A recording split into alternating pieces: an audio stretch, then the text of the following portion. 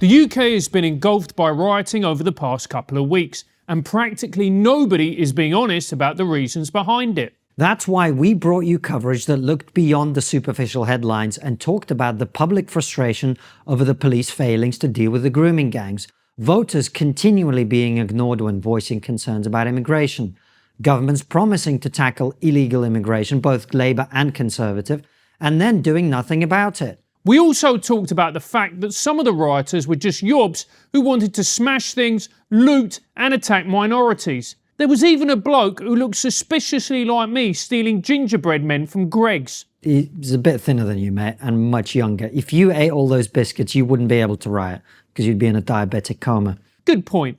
Anyway, we decided to host an interview with ex-police detective Peter Blexley so that we could have an honest discussion about these dreadful events and the reasons behind them. And the episode crushed. Of course it did. It was brilliant.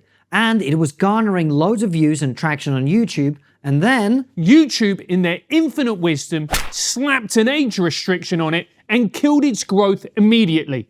The views graph went from being a curve to a right angle.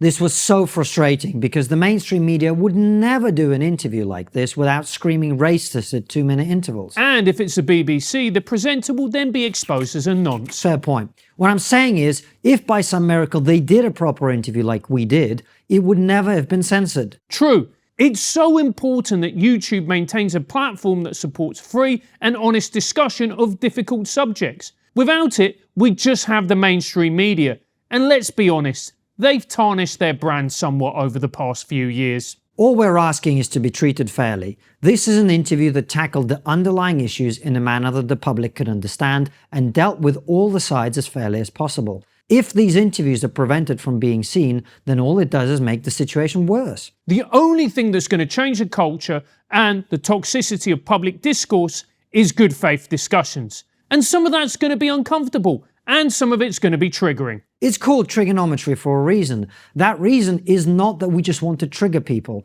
The reason is that we recognize that society can't progress without uncomfortable truths being spoken out loud.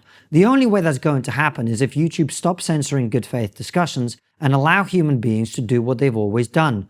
Talk, listen, and then work together to solve the very real problems that we're all facing in society.